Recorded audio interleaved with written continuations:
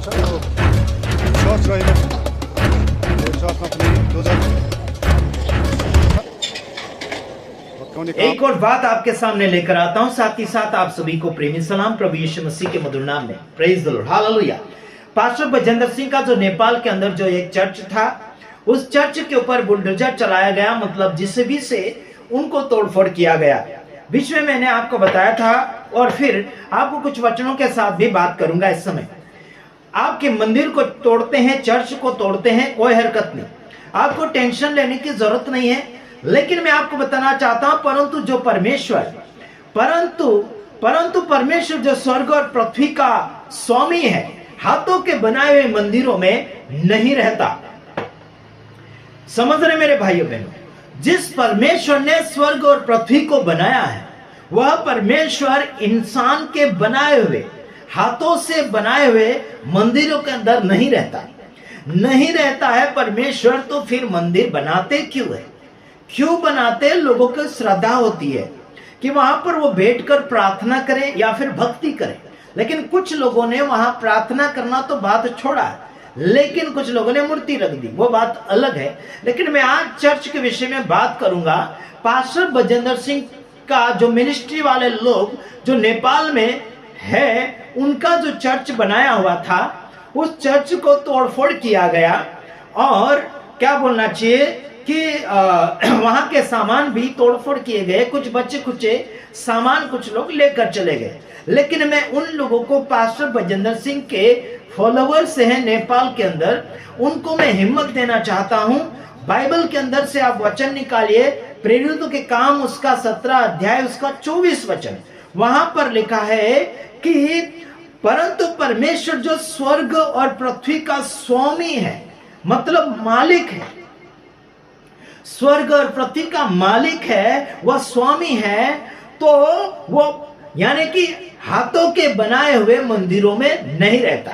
चाहे कोई भी मंदिर हो, चाहे किसी ने भी मंदिर बनाया हो, चाहे आपने चर्च बनाया हो, चाहे आपने मंदिर बनाया हो, चाहे आपने गिरजा बनाया हो, या फिर चाहे आपने दरगाह बनाया हो, मैं सभी को ये वचन पहुंचा रहा हूं कि परमेश्वर आपके मंदिरों में नहीं रहता।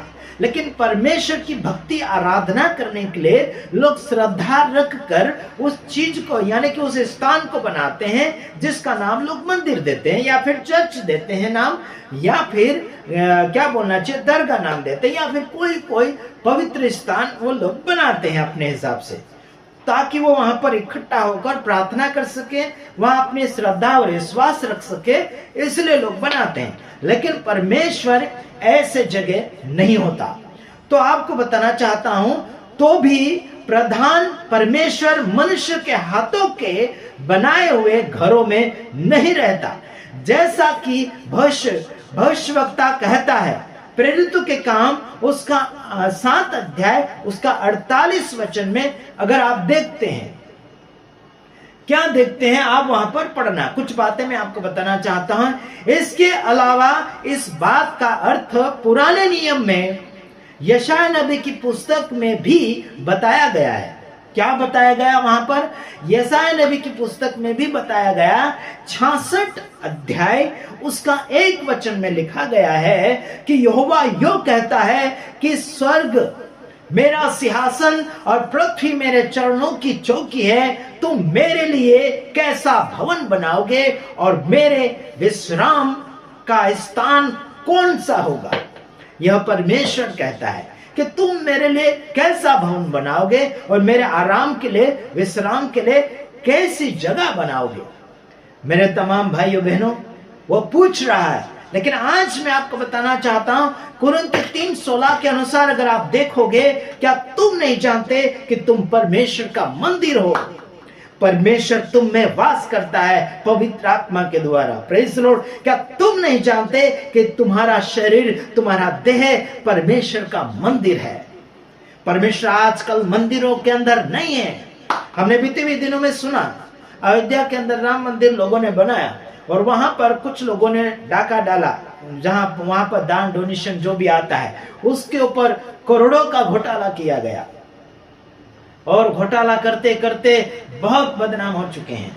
मेरे तमाम भाइयों बहनों, अगर ईश्वर मंदिरों में होता तो ऐसा घोटाला नहीं होता, क्योंकि ईश्वर मंदिरों में बिल्कुल नहीं है। चाहे किसी भी ईश्वर की बात करो आप, कोई भी ईश्वर मंदिरों में कोई जगह नहीं होता। परमेश्वर आपके मन मंदिर में वास करता है। Praise the Lord. आप हिम्मत हारने की जरूरत नहीं है आपको। कोई भी व्यक्ति अगर मेरी आवाज को सुन रहा है, आपको हिम्मत हारने की जरूरत नहीं है। आपका परमेश्वर आपके मन के अंदर है। आपका परमेश्वर आपके मन की साफ सुथरता चाहता है, पवित्रता चाहता है आपके मन के अंदर। लोग आपके मंदिर तोड़ेंगे, मस्जिद तोड़ेंगे, या फिर क्या बोलना चाहिए, आपके चर्च तोड़ेंगे। आपको हैरान होने की जरूरत नहीं है। बाइबल के अंदर लिखा है ऐसा होगा और आगे भी होगा। आपको निराश होने की जरूरत नहीं है। आप आगे बढ़िए, प्रभु आप सबके साथ है, फिर चिंता की क्या बात है। Praise the Lord. प्रभु आप सबको सलामती दे। आमीन।